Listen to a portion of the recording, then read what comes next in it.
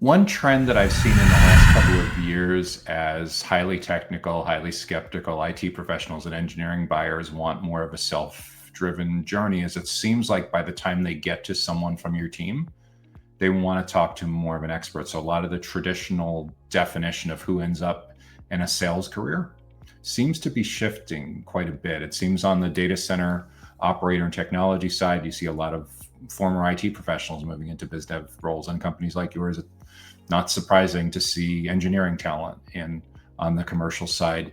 Do you envision that continuing to accelerate? And is that the path that if you're having this conversation at a family gathering or neighborhood event, and you're talking with a neighbor and their teenage son or daughter's overhearing, and they're kind of trying to figure out what they should think about with college? Is that the path they should think about if they're looking to work in some facet of energy, power, facilities?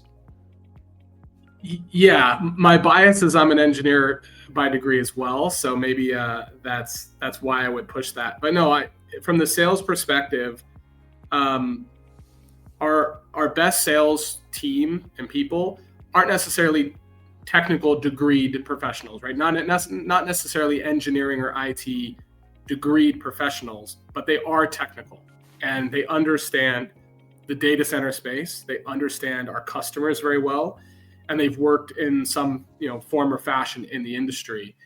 I think being a subject matter expert and having a technical background or being capable of explaining very technical things to the market will absolutely help a sales professional in this industry. I think it's way more consultative, if that's way more of a consultant salesperson than it is like a used car salesman. And I don't mean that in a derogatory way. I just mean the customers really care if you know what you're talking about, because again, at the end of the day, their job is more or less on the line.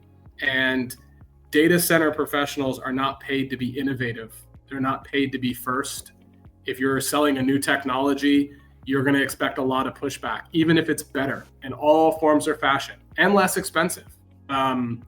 You're going to get pushback because it's new and they don't want to be first. And so if you don't know what you're talking about and you don't understand it, the product you're selling and the application you're putting it in, from nut to bolts, from chip to grid, from holistically, it can be very difficult to get that adoption. So yeah, I would encourage people getting into this industry to either come with some technical background, right? Earn that through a degree or some sort of work, or my degree didn't necessarily transfer into electrical engineering and data center, but that entrance into the market, being on the service side with my hands in the equipment, talking to 40-year guys who've been fixing this equipment their entire life, they had way more knowledge than any book could teach me, right? And that foundation of expertise, I think, has translated well into being able to talk to our customers.